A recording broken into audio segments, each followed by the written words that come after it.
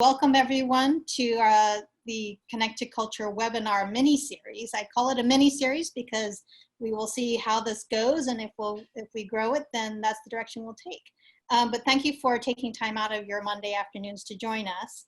I do have a few housekeeping notes, a few notes before I give Carrie the mic.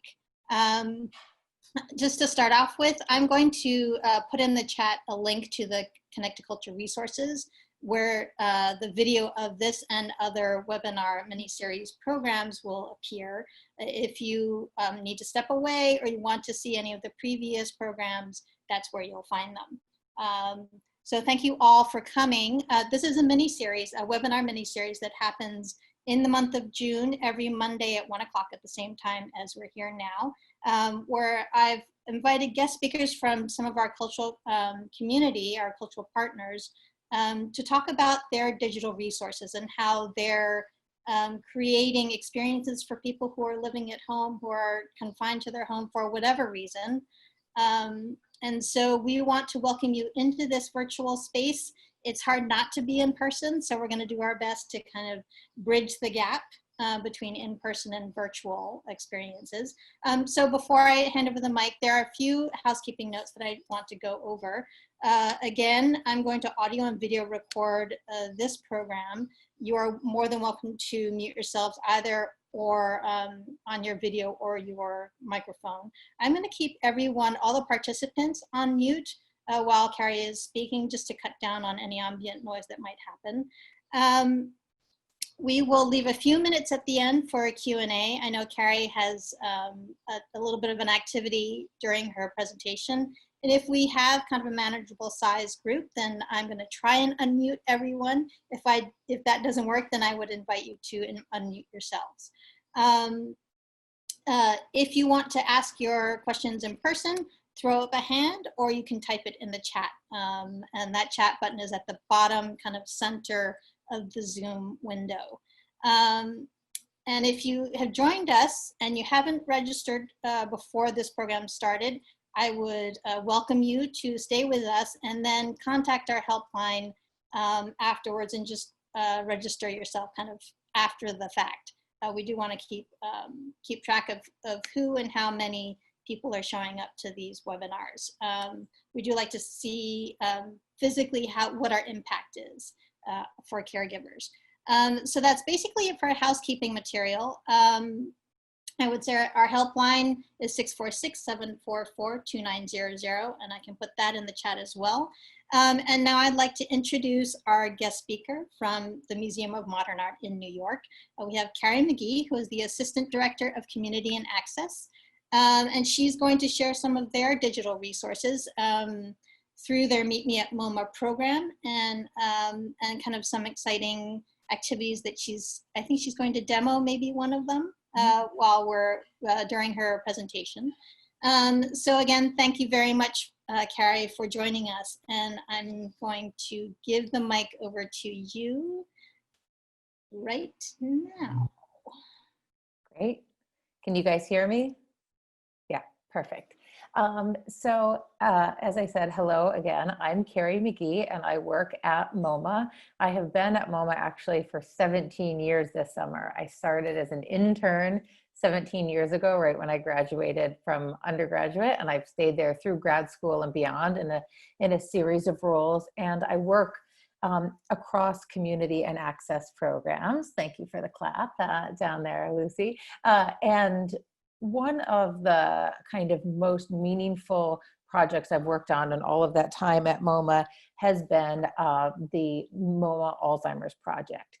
So we started a program in about 2006 for individuals living with dementia and their caregivers, family members, or professional care partners. And then there was so much interest from other organizations and other museums that we got a huge grant from the MetLife Foundation, and we really put some money and resources towards developing resources for other museums, other care organizations, and individuals to be able to do this work outside of MoMA. So whether you live near another museum or you live like where I grew up in a small town in Michigan with no museums nearby, that there could be ways for all different settings to use this kind of work. And I should also say it's not rocket science. It's not like we invented some brand new thing. We just really took the best practices in museum learning around inquiry-based museum education and combined them with a lot of knowledge that we learned from organizations like Mount Sinai, Caring Kind, really thinking about what are the communication techniques and things that we need to keep in mind when working with individuals with dementia. And then what we found, to our great delight, was that it wasn't that different from what we do as museum educators. If we're really not lecturing and we're really facilitating and teaching through inquiry, it's not such a big shift to work with this audience. The other thing I think that we really noticed is that interacting with a work of art allows for opportunities for both intellectual and emotional self-expression. And as I'm sure you all acutely know at this point, in a lot of ways, our society doesn't offer a lot of those opportunities for people living with dementia. And so one of the things we like to do in our program is say that it's, when we're doing our program, that Alzheimer's or dementia, it's not even, like acutely in the room. That when you come and you're experiencing and you're living in a program, it's just, we're all humans being together. We're all just having this experience. There will be times when someone observes a program of ours and they're not even sure who in a couple has dementia and who is the person without. And I think that's a testament to what happens in the program. So before we start today, I thought as an icebreaker, I would invite us all to just take a minute to kind of imagine. We've all been in our houses, either with our families or alone, some of us, for a long time now. And if you're anything like me, you just are thinking about all the other places you would go or things that you could do if you could leave. So as an icebreaker, I'd like you just to take a minute and think, if you could go anywhere and do anything right now, what would it be? And you could just think it to yourself. And I want you to add to that imagining like all the detail you can imagine.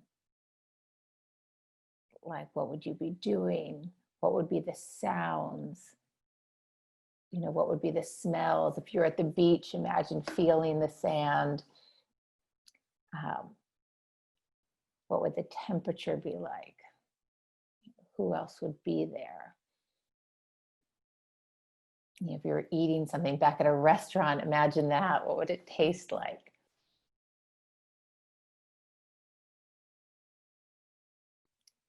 And the reason I wanted to ask you to do that is just to say that I feel like that's a little glimpse of what art can do in times like this. Art is not going to fix COVID.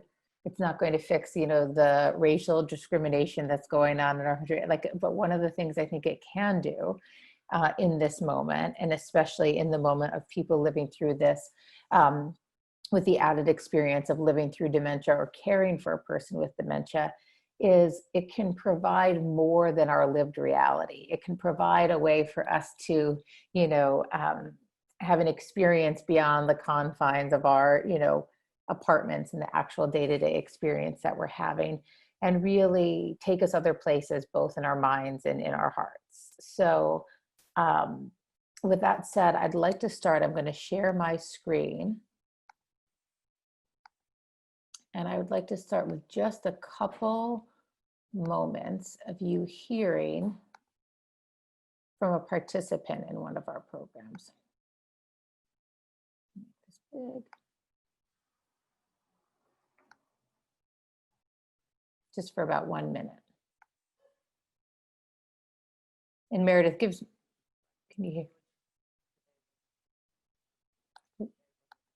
you hear that? Unfortunately, I can't. Let me see. I paused it, so let me see. Can anyone else hear the video? Let me see. Nope. No. Okay, 1 second. I'm going to try one thing, and if not, I will just tell you.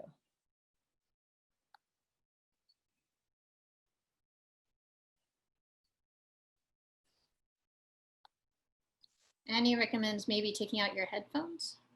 Oh. Annie, who is on the call, is a former Apple genius. So you can see. Okay, so now we'll try it. Tell me if you hear it. Give me a thumbs up if you do when it starts. See if I can describe this, but George today wasn't in such a good mood when we got here, and it was very crowded, and he just kind of didn't want to go. And then the minute he started looking at the art and Carrie pointed things out, he just got so involved in it and started looking for things himself. And it brought it, I was just thinking how it brought something out for him. It brought something from inside out that he was able to get involved in it and enjoy it so much. And it made me realize what a special program this is. It also makes me more able to interact with the women or the friend discussing with me. And it makes me much brighter, and I'm a much more outgoing person. Like I could phone for, I still have a problem with that, but I could still learn a little bit more now. Hello. So coming back to myself. Thank you for the tech advice, Annie. So the reason I wanted to show you that is just to give you, in case you had never been to a program at a museum for this audience or one of our programs, to see a couple who came to the program for many years and to see them both talk about kind of what they feel like they get out of that experience. And you can see that George, who's the participant who had dementia, as he's talking, he can even reflect upon his own experience and realize both the kind of intellectual and the social benefits that he gets from having that kind of conversation. And so many of the families who've come to our programs over the years tell us that they have continued to use this way of talking about art and about images at home. And so that is what I'd like to share with you today, different places and resources that we have put together. And so we had already put these together before COVID, but it seems like a good time to remind people of them, especially while people don't have the opportunity to go.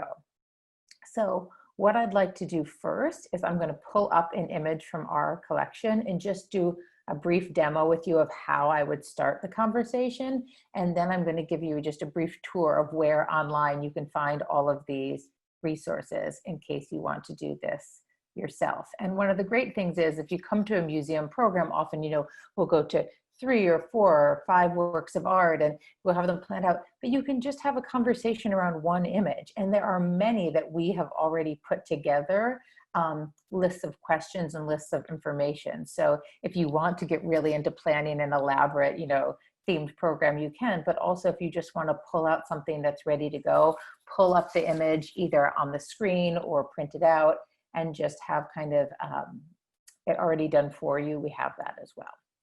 So I'm going to share my screen again.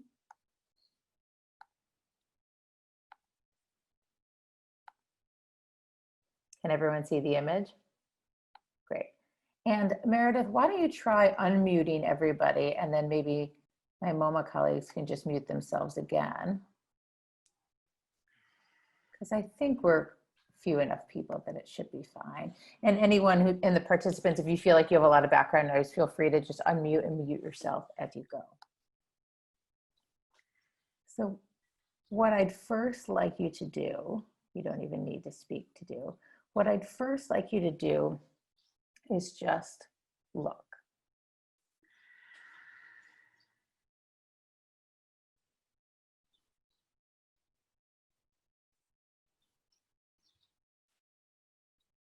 And try and take in, this is something we do in all of our programs at MoMA, whether it's with children, with medical students, with art history professors. We all live in such a fast-paced world that taking the time to slow down and really look closely at something is not something we do very often.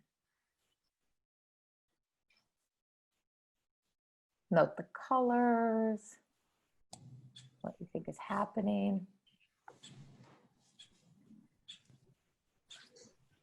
And now I'm wondering if someone would describe just what we're seeing. Like, what are some things that you notice? What are some of the recognizable things you see in this work?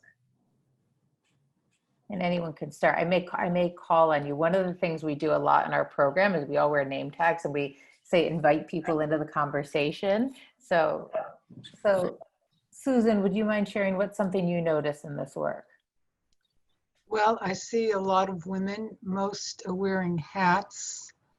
I'm trying to figure out whether the person in the middle is a child and I'm just can't figure out that center piece, what it is, nor what kind of, oh, I see. But I think there's an automobile or a bus in the back. I can't quite figure out what that is.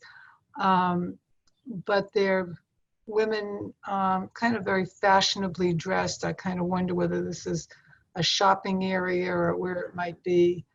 And the pink color makes me think it's supposed to be a road. I don't expect it to be pink. So you don't expect it to be pink, but somehow you can still read from all of the other context that it must be. So what do you make of the color in this? How would you describe these colors? Well, they're bright. I like them. They're bright, they're colorful, they're engaging. They're not all the same, except maybe in the back. But the ones in the front are, the green and the yellow and the blue. It's kind of like a fashion show. Say more about that. What makes you say it's like a fashion show? I like that. Well, that's interesting. Just because they're all different styles. They're not smiling. You don't see models smile at all. And, but yet there are a lot of people off to the left that aren't looking. And I would think that people, I don't know, it's a little confusing if I think of it as a fashion show, because not everybody's really looking at these people. So it doesn't look like it's a show that has an audience to be watching it. So it might just be a shopping area where people are shopping or going shopping or being seen. And it has a lot more questions to it than I'm able to answer. Oh, well, that's a great, honestly, Susan, one of my favorite things to say to people about modern art is that it brings up a lot more questions than it provides answers. So many images of modern art, the more you look at them and the more you start trying to unpack them like you're doing, you come to more and more and more questions. So I think I agree that there are a lot of different things going on in this image, and some of them are confusing. And I love the association you made of a fashion show. Does anyone else have any comment on kind of what the women are wearing, or did any of Susan's comments bring up anything for you? Eileen, go ahead. Yeah, okay. First and foremost for me was two questions came to my mind. When is this?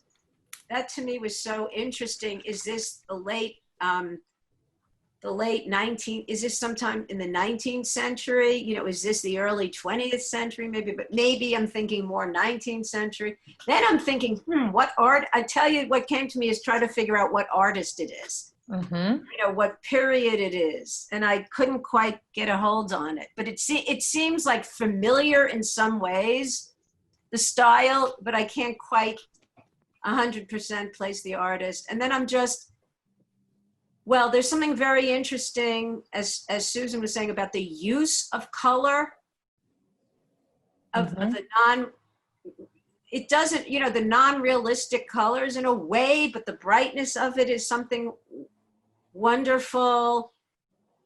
I still don't know what event it is. It's interesting that Susan said fashion, that wouldn't have come to my mind. I still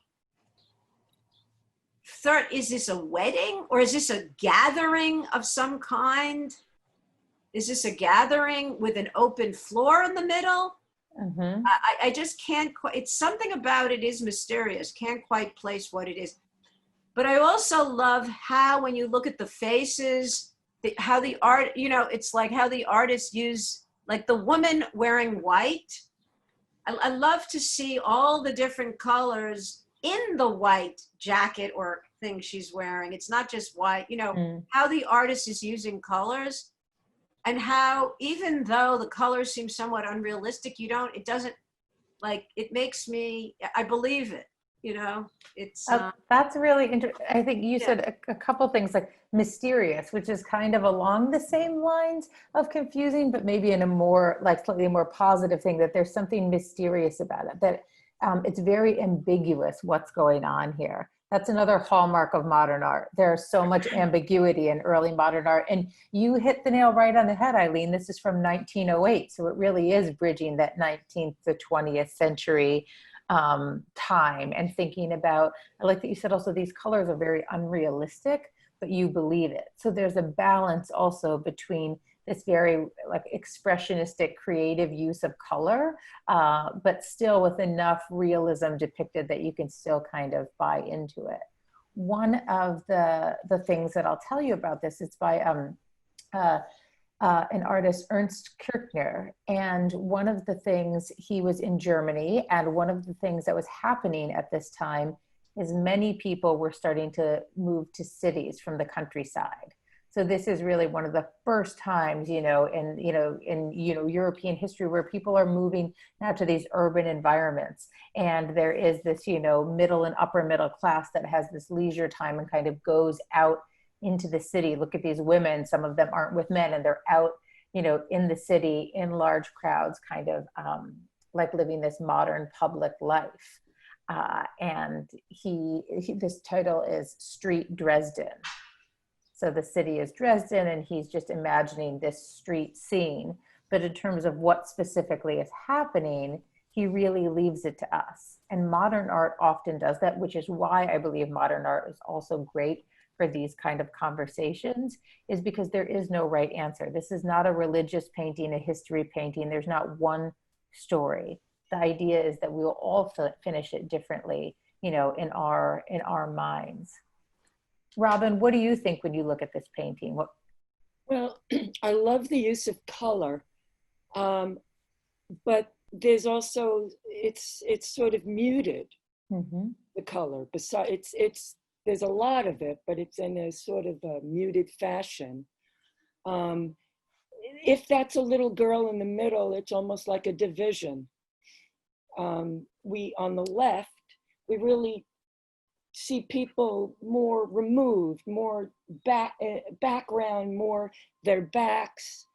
On the right, we see these two women up front. And in the very back on the right, I see it looks like two men. So there's much more of a female presence than a male presence, which I like. But we don't often see. And especially didn't often see in 1908. I mean, you would see pictures of women as kind of, solitary, beautiful objects, but to see this kind of cityscape street scene filled with women is really telling you about something, because that was really new for all of these women to be out unaccompanied, in public. And, they're not out doing domestic work. You can tell from their outfits, right? So. Yes. I'm fascinated by that figure in the center, because it's very purposeful, and I don't really know what to make of it. I can't tell what the green is above her head with the black, and her body, her legs, almost. And it looks like she may be holding flowers. It's that to me is really interesting, but I really don't know what to make of it. That figure, I've talked about this painting so many times, and I will tell you that figure is always, it's right in the center. What is it a child? What is the thing above its head? And I'm going to speed us up. We could have, if we were in person, we might spend 30 minutes just talking about this image, but I just want to give you some ideas of the tools of the conversation. Right. What is that thing above her head? Is it a hat? If it is, it looks so ominous. But the last thing I want to ask you is how would you describe the overall mood of this painting, anyone, or just a couple descriptive words you would use to describe this? I would use solemn. Solemn. And what makes you say solemn? The expressions on the faces and the use of color, and the lack of faces on the left side and the back, and the close proximity. I don't see any joy. I don't see any smiles. I don't see any real signs of animation or life. Mm-hmm. It's interesting. I'm going to end the discussion so we can then have the discussion about how we do this with a quote by the artist. And he had recently moved from the countryside to the city. And he said, quote, "The more I mixed with people, the more I felt my loneliness." Mm-hmm. And it's interesting because that, I think Robin is getting at the same thing you were saying, that on the one hand, there's these bright colors and this fancy dress and all these people are together, but there seems to be a disconnect between that and a certain kind of like solemn or eerie or creepy, feeling. And I think all of us, in New York City for sure, I'm sure you've all had the feeling of being in a crowd, in a crowded place with a lot of people, yet still feeling lonely or alone. And I also picked this work for today because I was thinking, now that we've all not been in crowds for so long, thinking about, that feeling, like it captured something for me about the kind of, anxiety that can, accompany, a place like this. I'm going to stop my share for a second. I know, Meredith, we're supposed to end now. Is that right? Okay. Yes, we're a little over 1:30. I kind of allowed it to go a little bit longer just because we started a little bit later. I do want to leave a couple of minutes if anyone has any questions or comments. You can feel free to put it in the chat, or I think most of us are unmuted. If you want to unmute yourself, go ahead and do that. And I'll show you quickly while we do this, I'm going to show you where all of the resources are. And again, if we want to do this again, we could do it. So I'm going to show you. So that's the basic way of how we just look at the image and start by the steps of, and you don't need to write these down because they're already put out for you in writing. And I'm going to show you the link, and Meredith can also send you where it is, of observe, describe, interpret, and connect. So we start at any image by looking at it and just really trying to notice as much as we can about it, observing. Then describing, what are we seeing? Talking about, what are the colors? How would we describe the colors? What are the familiar objects we see? I like to think of it as taking kind of a visual inventory to really, again, guide us in close looking. And then the fun part that everyone always wants to jump to, interpreting. That's the part where we make meaning. What's going on here? What's happening? What are they thinking? There are all different ways you can do this. Like, remember, the goal is to have a meaningful and pleasurable, creative, experience. It's not to get you or your loved one to become an expert in Kirchner or Picasso. Who cares? What's the point? You're not taking an art history exam. So I'll show you where you can find some information and quotes and things, but also you could ask creative questions. What's one word that comes to your mind when you look at this?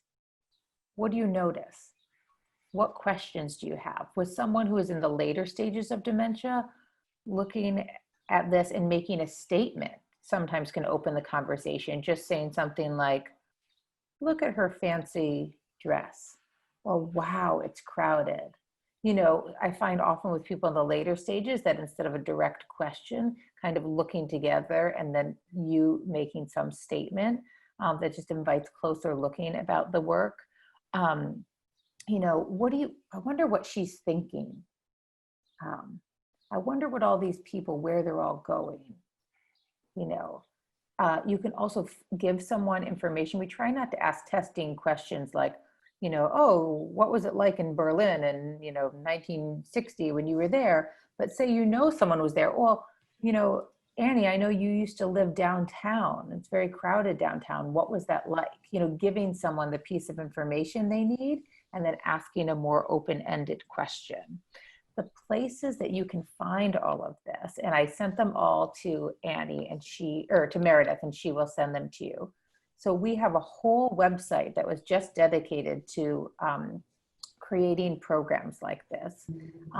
This is a long URL, but you can just go to moma.org/meetme. And again, I sent these to Annie. And in this, I'll give you a little tour of the site. Under practice, you can download in English or Spanish a PDF of all of our resources. So the one you would probably want to look at is Foundations for Engagement with Art, which is just kind of going through those observe, describe, interpret, connect steps. And then the art modules, this is where we have, I think there are 12 tours or lessons, and each one has 5 works of art in it. So here you have 60 conversations you could have right there. And I'll show, like in this one, you can click into them and you'll see some questions to ask, a little bit of information about the work. Some of them have a suggested art making activity, and then you can click on the images to make them bigger. And on MoMA's website also, if you Google on MoMA's website in the collection, you can make works even bigger now, because when we made this site, we didn't have as high res. You see everyone you switch. And these are all based on the same theme. So if you wanted, you could do several in a row on the same theme, or you could just do one. And each one has questions and information. You could also download this whole thing as a PDF. Show you, show you some of the other themes. Images of America, some really interesting works and conversations you could have.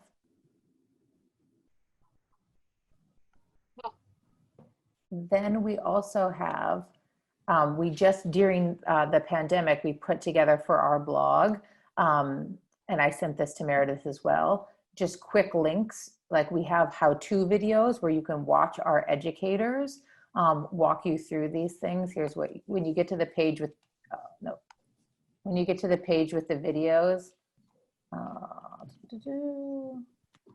Teresa, remind me, oh, it's down at the bottom. Art discussion and art making. So there are all of these videos with our educators walking you through in detail how to do this. And then this blog post also links to like the Foundations for Engagement with Art, all of the different parts of the kind of discussion-based approach that I was showing you. And the final thing I wanted to show you is also, if you get really into reading about different works of art yourself, we also have a site called Moma Learning, and that was developed for teachers, but really anyone can use it. So if you're also thinking, oh, I'd like to branch out and talk about pop art, anything. So here's a whole tour based on celebrity, again, where you can pull up the image. There's information about it, some questions and activities, and you can make the image bigger to look at it.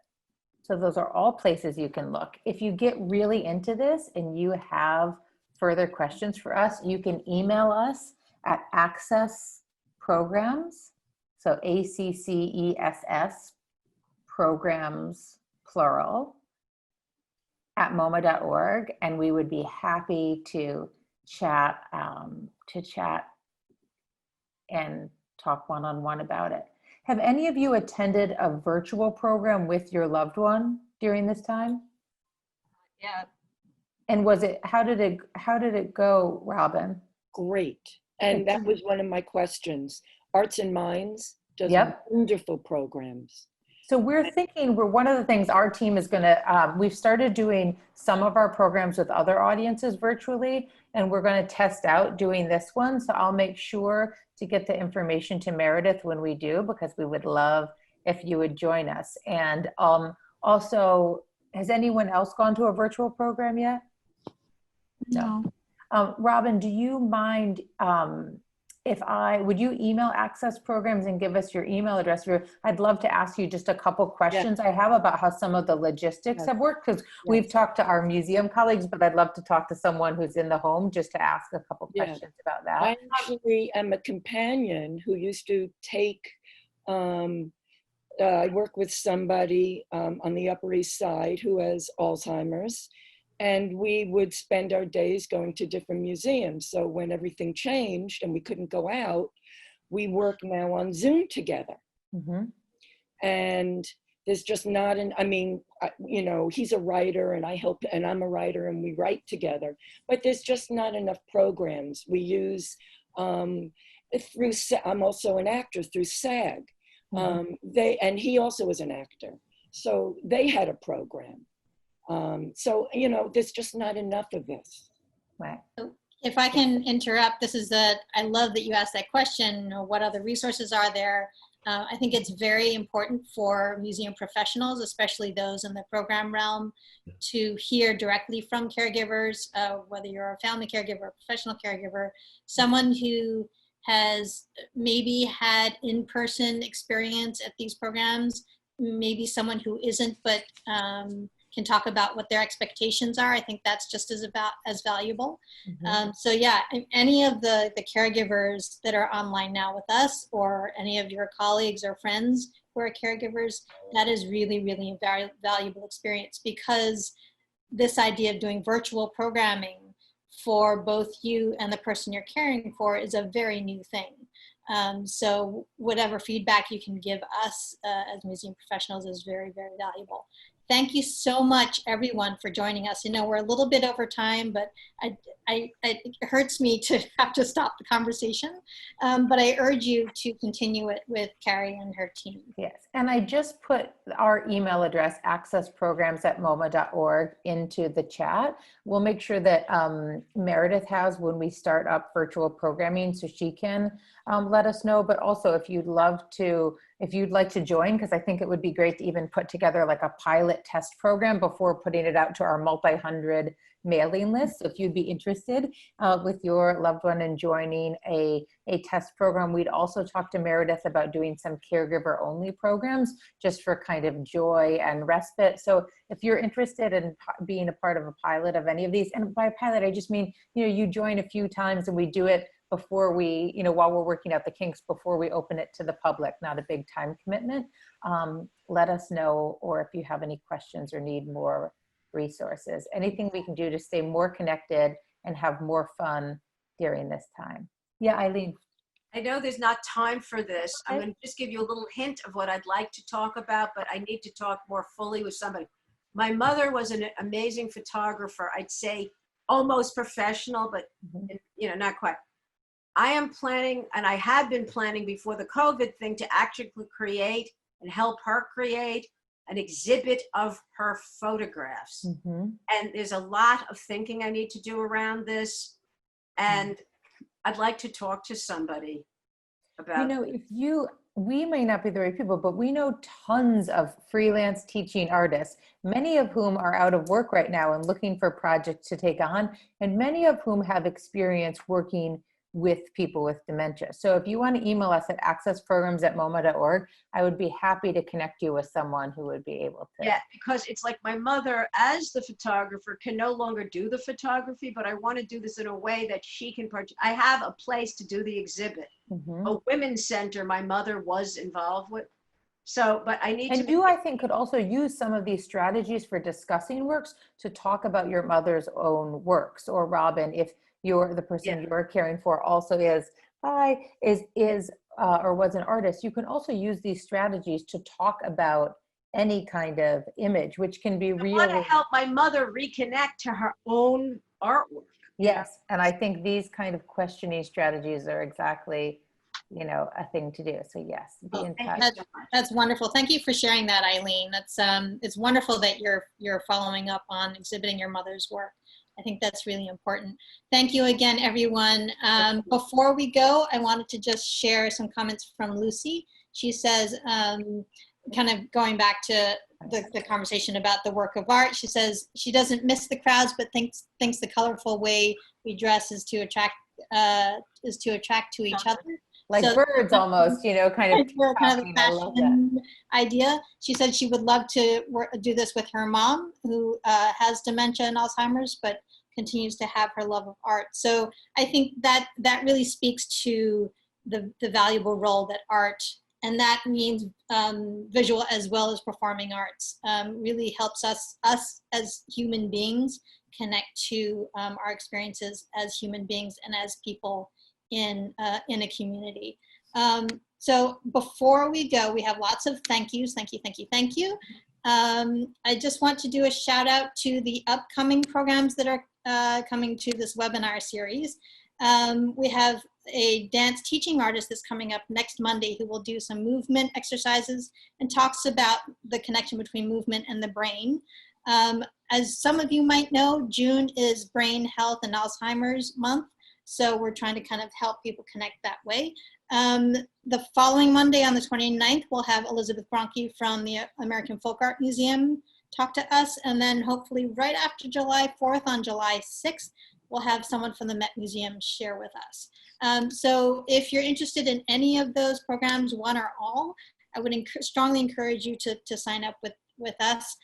There are also many different resources that we've posted up with the videos of this webinar series on the Connect to Culture webpage.